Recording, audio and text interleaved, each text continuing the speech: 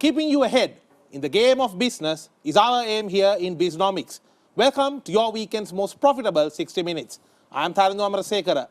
Around the world, from avocados to meat, from soybeans to coffee beans, prices are on the rise. There's a lot of uncertainty whether there is enough for the consumption available around the world in these items in many different countries.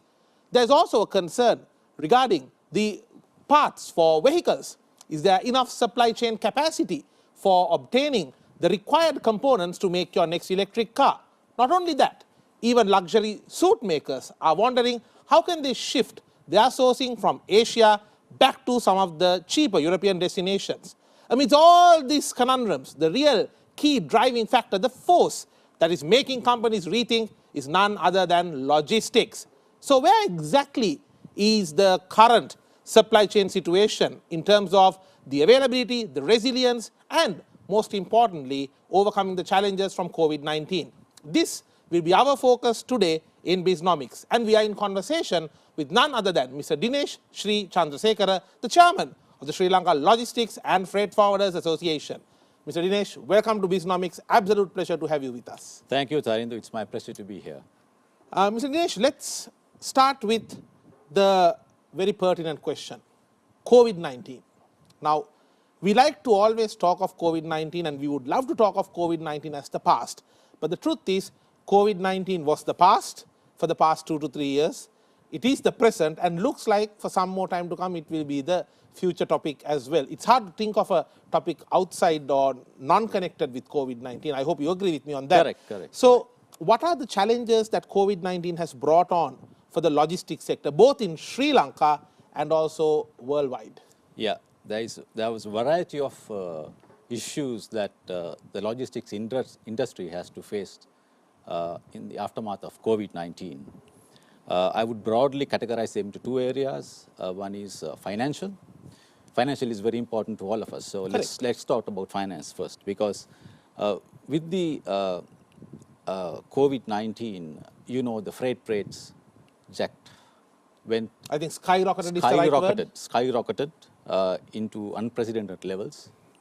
The freight rates increased by 300 to 400% worldwide. It's not only for Sri Lanka, worldwide. Correct. So if you are a shipper in Sri Lanka and who was shipping to US, and a container 2 years ago would have been maybe $3,000, now it's about $12,000. So you can imagine the cost, additional cost that the entire industry has to absorb. And there were some months where a container from China to Europe would cost more than $20,000. Exactly. I believe there were some months like that as well. I mean, especially just before the Chinese New Year, the prices skyrocketed.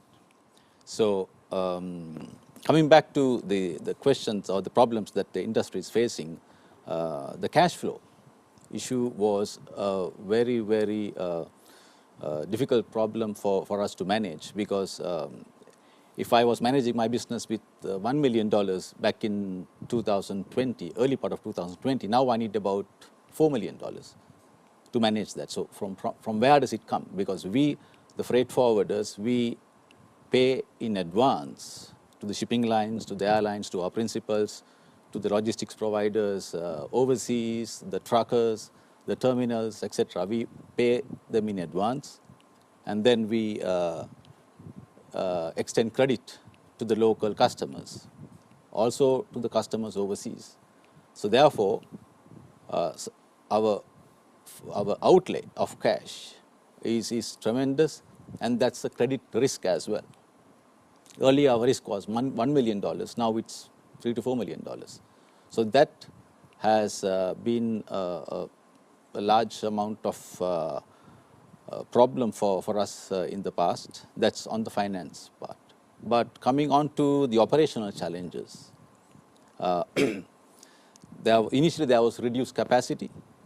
I'm talking about 1.5 years ago. The ships were carrying a lesser number of containers, and the sizes of the ships were smaller. So therefore, the customers here could not find space on ships.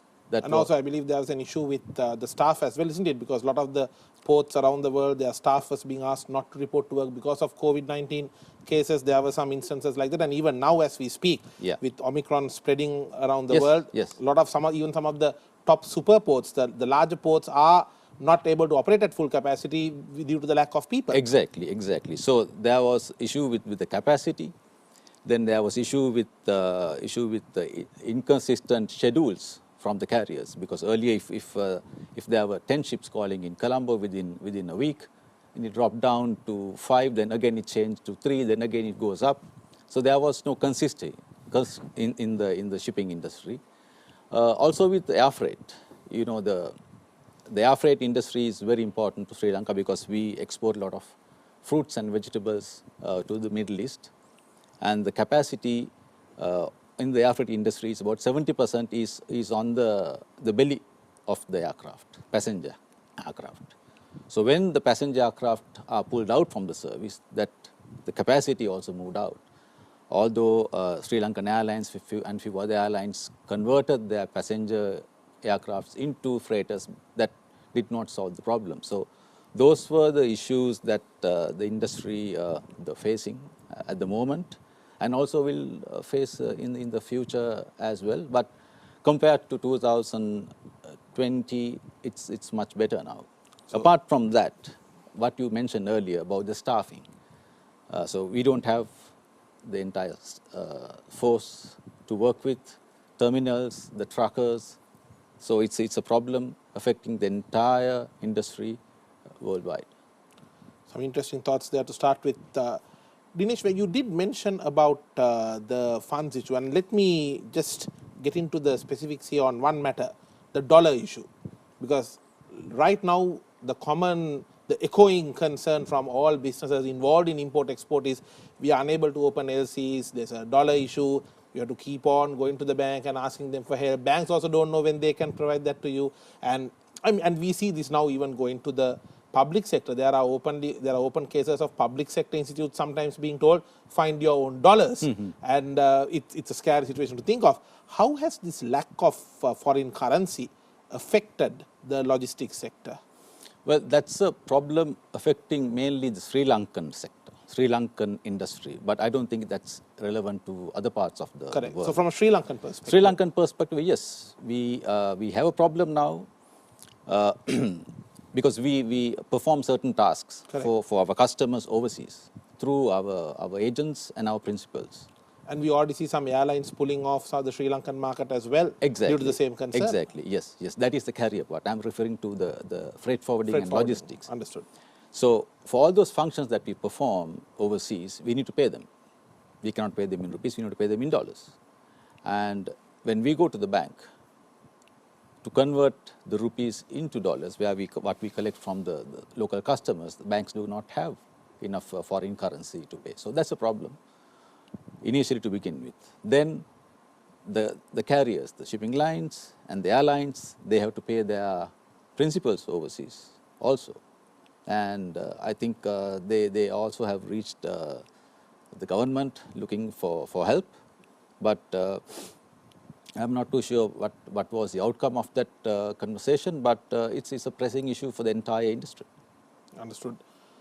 Let's talk about some common logistical errors that businesses make, because in a lot of the times we see that the business leaders, they don't always put logistics as the priority. They are full on busy with maybe strategy or planning, etc., which is, I think, important. But end of the day, I still see a lot of business leaders first being entirely engrossed in what shall we make, how shall we make it, and then when the product is ready, now scratching their heads thinking, how are we going to get it across? Do you see that problem in the market as well? Well, it was there at the beginning of the market. As you said, the companies or businesses make logistical related mistakes. I wouldn't call them mistakes. Yes, there are some mistakes. Everybody make mistakes.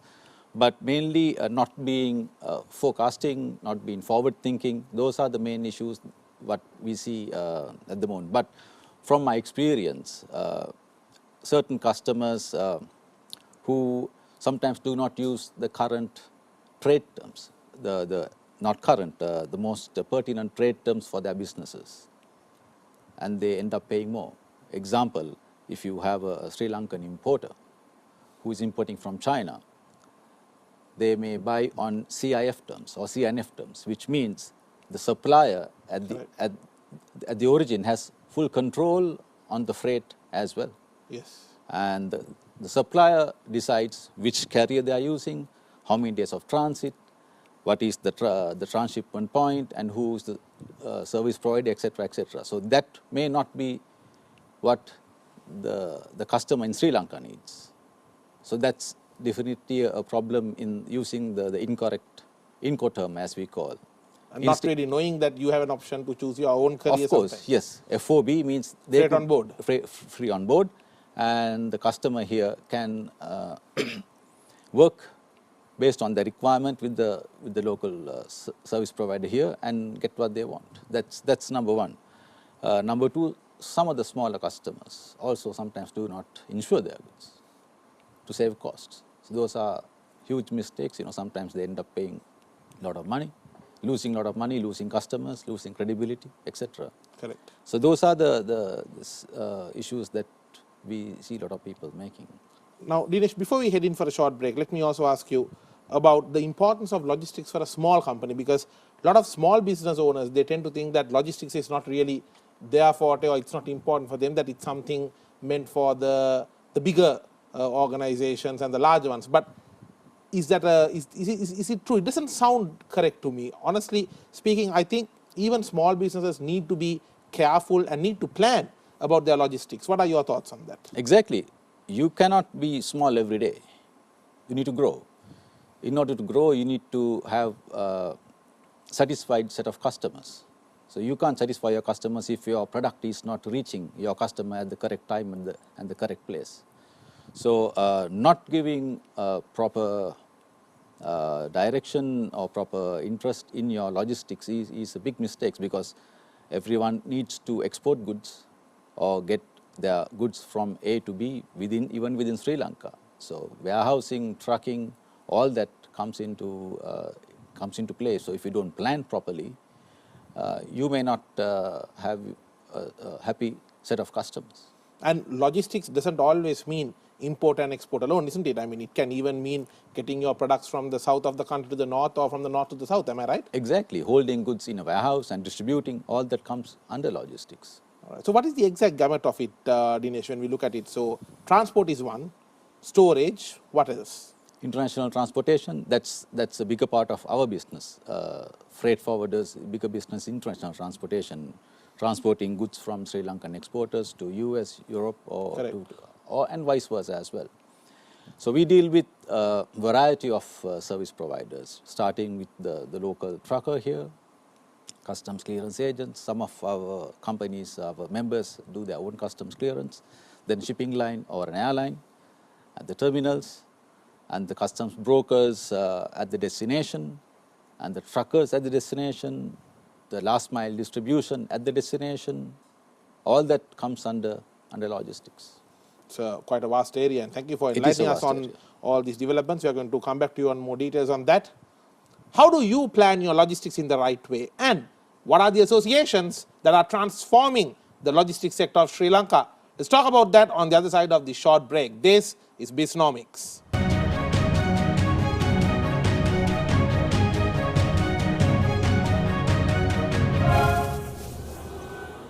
Welcome back to BISNOMICS, your weekend's most profitable 60 minutes. I'm Chandrasekera. Our focus today is on the global logistics sector and the challenges that the players in the Sri Lankan logistics sector is facing as well. And we are in conversation with Mr. Dinesh Sri Chandrasekera.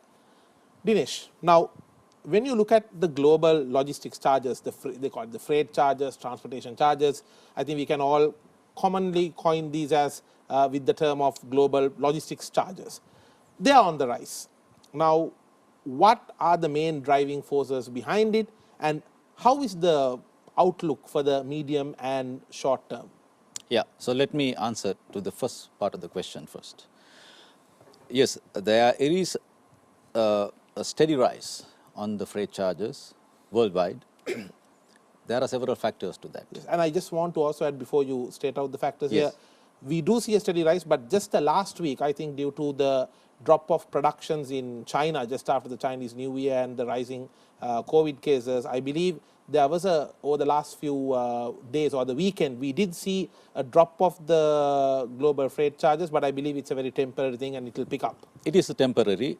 For your information, Tarindu, certain shipping lines now have informed to India that they will not accept any more fresh bookings for the month of February, because which means it's full again. Correct. It's full again. So the charges will remain on the upward scale, because I don't think it will come down in short term. So coming back to your question, why the freight charges are so high? Going back to 2019 or beginning of 2020, the COVID started in China, and at the same time there was Chinese New Year. So during that time, the shipping lines reduced their capacity, because they were looking at losses during that time, because there was no production in China.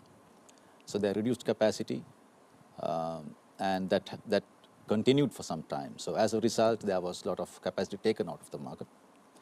And then when China recovered from COVID and when they started production all over China and in the parts of Asia as well, we all faced capacity issues. Then when the capacity was settled by the shipping lines, they introduced capacity. Correct. Then there was the issue of containers not being available, because all the containers being moved to the west and not being positioned in the origins where the production is starting. So that was another issue. And once again, Dinesh, I have read in some of the research that it was shown that shipping lines are finding it profitable to actually send the containers empty to China and just bring the goods back, rather than sometimes using it for some of the regional logistics work, because the margins were quite high and there was a lot of profit to be made. Yes, because of the demand. So then there was demand in the West, US and Europe, because the people had money, because although they were not working, some companies were closed, the companies and the governments kept paying their salaries Correct. to a large extent. So they had a lot of extra funds in their hands. So they started shopping, the demand increased, and with that the requirement for space increased too. All that came to a situation where the entire supply chain could not manage the demand. There were issues when ships were staying outside harbor in the west coast of US for 2-3 weeks. 2-3 weeks. Yes. And there were no truckers to take the containers around, and the container terminals were full. So And I believe the similar problems are there even in San Francisco Bay as well. San Francisco, Los Angeles, all that area. Yeah. And even big ports like Rotterdam, also in UK. So we had these issues. So those were the main key factors for the freight rates to go up. The demand is still there. I don't think demand will come down in the next couple of months. So in the short term and the medium term also, the demand will be there, and the freight rates also will remain high. Understood. Thank you for painting the correct picture on that, because it's important for business leaders to know where the charges are heading as well, Dinesh. Let's talk about your association, SLAFA. What exactly is the mandate and the duties and the roles of SLAFA in transforming the Sri Lankan logistics sector? I can see you have a smile. That also means that you are very passionate about it, and Yes. we believe in BISNOMICS giving a platform to professionals like you to share what you are passionate about. So Dinesh, enlighten us. Thank you. So SLAFA was born 40 years ago. I think the freight forwarding industry started somewhere in 1978 or 77, and SLAFA as an industry body came into being in early 80s, 1981, and last year was our 40th year. Initially, it was mainly freight forwarding. The members did, because there was no logistics at that time. Logistics was only known in the military at that time. In our freight forwarding was customs clearance, shipping was the main function. This term logistics, much like many other business words, for example, like words like strategy, even the word logistics comes from the military, isn't it? Exactly, exactly. Logistics is from military. So, so when the SLAFA was formed back in the day, I think they had only about 20 members. Now SLAFA has over 140 members, and almost the large multinationals, large blue chip companies in Sri Lanka, medium and small time freight forwarding companies and logistics companies are members. SLAFA has responsibilities towards for the entire industry. We do work very closely with the Sri Lankan customs, Sri Lankan ports, airport and aviation, CASA, that's on the Shipping Agents Association. Iran Association of Shipping That's Agents. right, yes. And with the airlines to drive the industry forward. That's our main goal, main aim, and the past office bearers of SLAFA has worked tirelessly to bring the standards very high. SLAFA is a member of several international trade associations and logistics-based associations. We also do a lot of training. SLAFA, together with FIATA, now offers a diploma course. It's a FIATA certified diploma to logistics people in Sri Lanka. So a lot of good work being done, and we do wish that you all the best in continuing that good work. Dinesh, on a final note in the discussion with you today, before we welcome our next esteemed guest, when you look at the current logistics scenario, what are the challenges that the SLAFA members are facing? Because we did speak about COVID and the associated financial issues, but I believe that in the bigger picture, for Sri Lankan logistics to somewhat be not up to the level where some of the regional players are. For example, we talk about countries like Singapore, and I think they are light years ahead in so many different aspects. Yes, in some aspects we may be on par, but I believe we have a long way to go if we are to catch up to that level, and this has been the sentiments echoing from the industry as well. So it surely can't be just COVID, because COVID has only been here for the last 2 to 3 years. If you are blaming every problem on COVID, I don't think that's a way for a national economy to progress. What are the challenges that the SLAFA members are facing and that you would like to see changing so that the logistics sector in Sri Lanka can truly be transformed? Yeah, you are right, Tarindu. The logistics, the problems that we are facing now is some are due to COVID, but there are problems which we have been facing and not taken action for last so many years. If you compare Singapore and Dubai, who are the other large two hubs in this area, they are far ahead of Sri Lanka. Infrastructure is a big problem for us. You know, if you take Sri Lanka Port is one of the best transshipment ports in the world. I think we are ranked 23rd busiest port in the world and the 15th most connected port in the world. But has that success come to the country within Sri Lanka? I don't think so. Internationally, we are far ahead, but the logistics and the shipping related industry in Sri Lanka has not developed to that extent. Understood. And correct me if I'm wrong, but the goal is also not to always be a transshipment hub, isn't it? Isn't it to be a more value-adding hub like a maritime hub? Exactly. So that's the reason why I talked about Singapore and Dubai. Correct.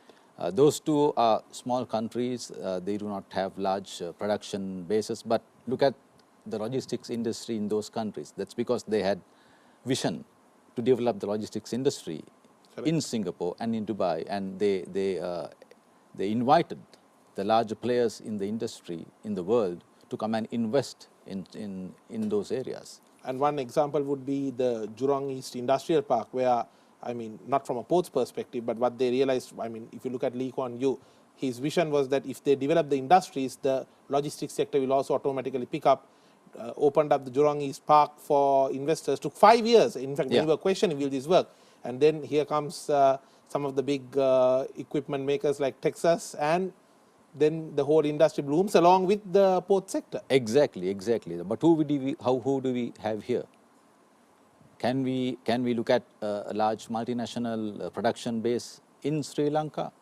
That's because we do not have the proper set of rules and regulations which would attract the larger players into Sri Lanka. So there is a problem with regard to ease of doing business as well. There is. If you look at the LPI index, LPI is the Logistics Performance Index by World Bank. We are number 93 or 94, whereas we have a port which is ranked 23rd in the world, but our LPI index we are 93 because of the infrastructure is not there. I mean, we do not have the one-stop shop, as they call it. You know, the port user system or the airport community systems where all the industries, all the players are connected into one system. We've been talking about this for a long time, but so far it has not taken place. So some of our systems are still stuck in the legacy stages. We are, I think, 20 years behind of our competitors or even our neighbors. But we do hear a lot of these talk, Dinesh, about that new innovation is brought in, this new innovation is brought in. In my view, it's very easy to bring in a new innovation. It's very easy to do a paper article about it. But beyond that, whether these innovations and these new technologies that are introduced, whether they are exactly executed is a concern I have as well as a business talk show host, because despite all these good updates and the happy news about new technologies brought in, we don't see a reduction in the agony and the complaints about the agony that logistics players are facing. Exactly. So we are taking baby steps, but when our competitors are taking giant leaps. Yeah. So Steps versus strides. Exactly. We are always behind.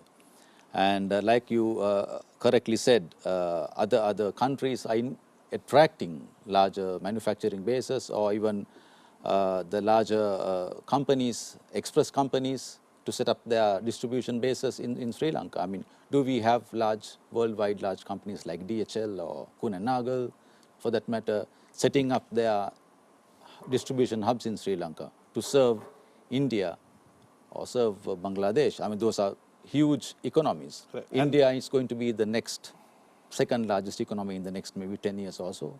Bangladesh is growing at a very fast pace. Correct.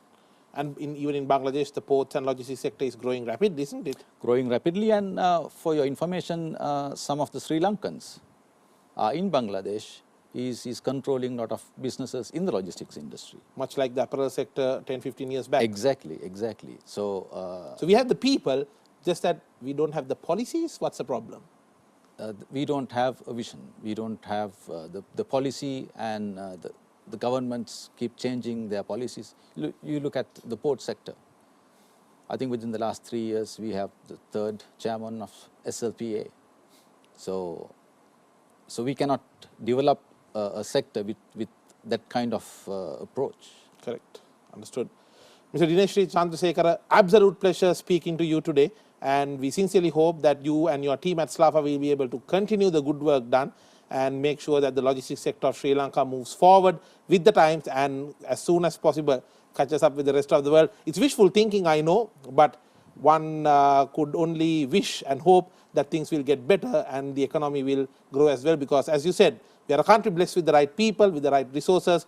What we need is the vision, and hopefully efforts from professionals like you will inspire the right people to develop that vision and take Sri Lankan logistics sector to the next level. Thank you for joining us today and wish you all the best. Thank you. It was my pleasure, Tharindu, being here. Stay tuned. We will be back after this short break with another exciting guest. This is BISNOMICS.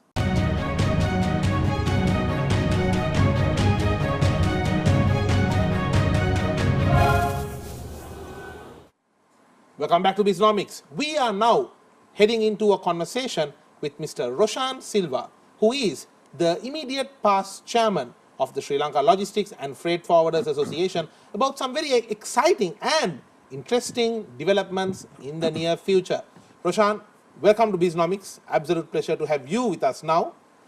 Now, let's get talking about a very exciting event coming up. I think you are in a better position to talk about it than I am. The National Logistics Award. Roshan, tell us more. Yeah, it's my pleasure, Tarindu, and thanks for having me here. And actually, this concept evolved. We started this concept in latter part of 2020, and so we felt the logisticians, I mean, different sectors of this logistics industry need to be recognized. So the first challenge was to establish the concept and establish a proper criteria which would be accepted right across. So with that intention, we started discussing with number of trade associations, say the CASA and Slavo representing the shipping line, ocean liners. So, And CASA is the Ceylon Association of Shipping Agents. Shipping agents. Different associations, so Slavo, Sri Lanka Association of Vessel Operators, and also number of airline associations, plus the other associations in the industry, that is SLANA representing NVOCCs, and also the transport associations, warehousing associations, and express courier associations. So we started speaking to them in establishing a proper criteria. And as the second step, Tarindu, that is we formed, I mean, we were very particular in setting up a proper panel of judges.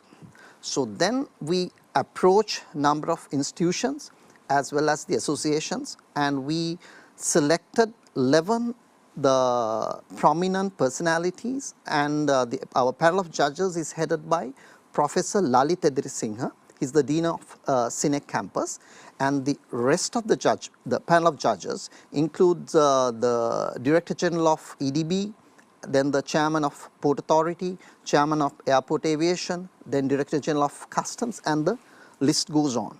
So to stress the point again, so the establishing the criteria, we consulted number of trade associations, and then through the panel of judges with their expert comments, then we established the criteria.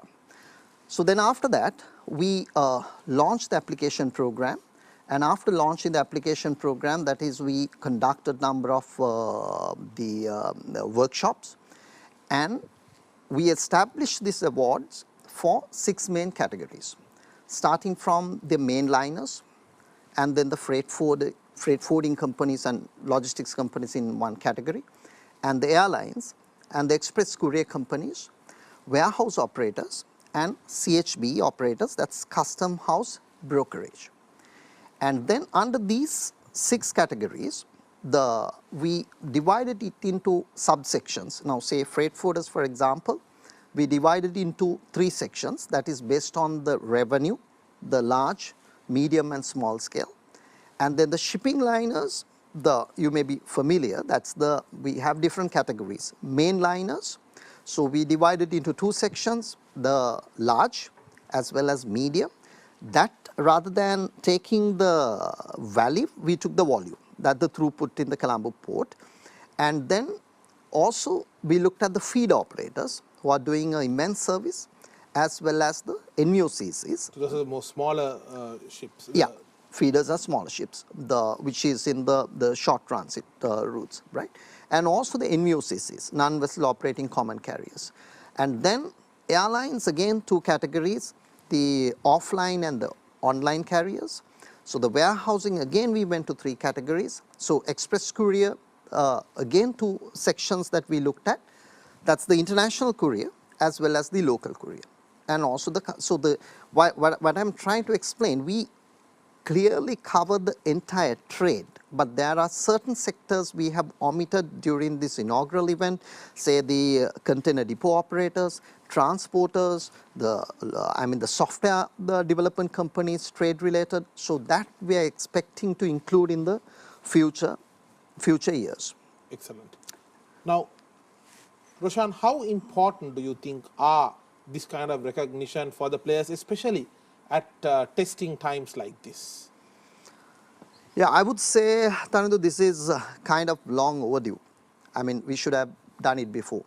But if you look at with the COVID, the complete human behavior changed right across.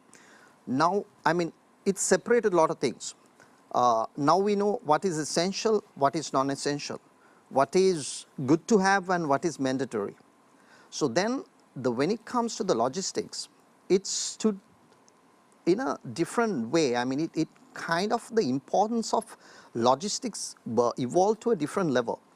And when the schools were closed, when number of factories were closed, when number of other institutions were closed, the logistics operators, I mean airlines to shipping lines, to port operators, to airline operators, freight forwarders, transport companies, not only in Sri Lanka, right across the world, kept on moving, continuously moved, right? So then, even for the first time in Sri Lanka, logistics is identified as an essential service in line with medical supplies, security forces, say the bank. So the importance of the logistics sector came in. So looking at it, I would say, I would use a name, I mean, not just because I'm in this trade, and looking at the other benefits, support the logisticians has given to the economy as well, not only in Sri Lanka, but the global economy. I could call them as unsung heroes. And it's not getting highlighted, but their effort is amazing. So looking at especially their contribution to the economy during this period, right? So organizing this sort of a recognition program at this time is, I would say, it's important than ever before. And Roshan, just to add to what the same sentiments that you were sharing, it's pointless having the best tea and best cinnamon in the world if you can't get it across to the markets on time while the freshness is still there. And pointless securing the best vaccines in the world if you can't move it and get it down to Sri Lanka and make it available in the right conditions to the people. So no matter what we do for an economy, for it to recover, for it to bloom and blossom, you need logistics. Absolutely, you are spot on there. And also the logistics, for the logisticians, it became ever challenging. Even like we have been in the industry for the last 25, 30 years. We have never seen a situation of this nature. Now say, you just mentioned about the vaccine deliveries. Now say, if you look at the world air cargo deliveries, 50% of that happens in the passenger aircrafts, balance 50% on the cargo freighters. But due to the lack of movement of the passenger aircrafts, there was the heavy pressure on the available space. And add to that, lot of different the COVID related products, including vaccination, came for the delivery. So I think logisticians world over as well as in Sri Lanka have stood up to the expectations. And as I pointed out, this recognition is important. And the requirement of organizing such an event at the national level is like kind of a very important thing, we believe, other than other general expectations of such a event. Say, for example, these sort of recognition programs would help to uplift the standard of the industry. Correct. And also it would add more image, and it will help people to invest more and more in training and development, and also it goes to the level of the economic development of the country as well. And it will inspire the professionals in the industry as well, isn't it? I mean, knowing your company is going for such an event, yes, when you receive an award from an accredited body with such an esteemed panel of judges, it definitely motivates you to go up the ladder and really keep performing well for your company as well, isn't it? It is, absolutely. And also I miss saying that now true that SLAFA stepped forward to organize this event. But I think going forward, it's all the key associations in the industry should come together to take this forward, develop the standard of this event itself. And also I wish to point it out that 28 associations and institutions have endorsed this event, including, starting with the Ministry of Ports and Shipping, Sri Lanka Port Authority, Customs, EDB, and list goes on.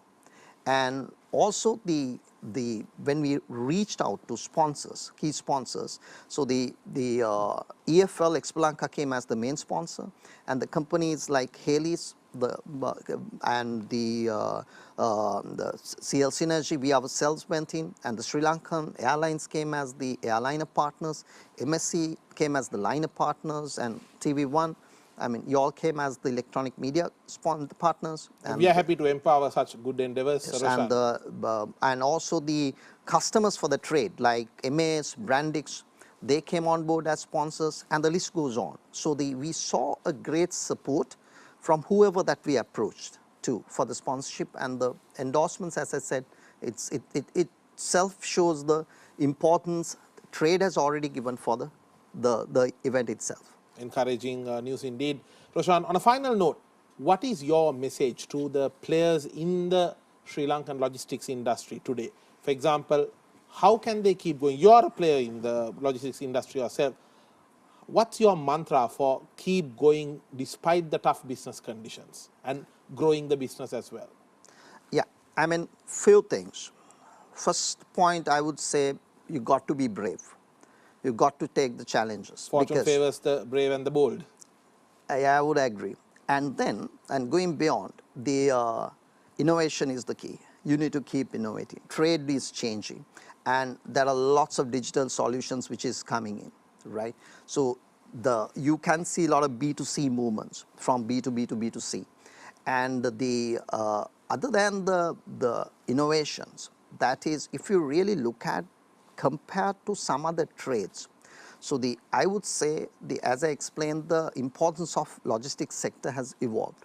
So there are movements which is happening. So it has its own challenges, but yet again, and as I pointed out, if you are brave enough to go into new areas, and as an individual forwarder or a line, if you have the right products in your portfolio, because for example, pharmaceutical industry is performing so well.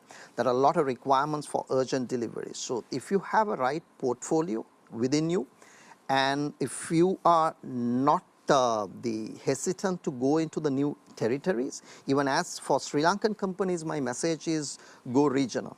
I mean, there are companies who have gone regional and proved successful. So if you go regional, if you look at your digitalization, if you look at your product innovations, I would say it has its own challenges, but it's a very, very best times, I mean the good times to grow and capture into new territories.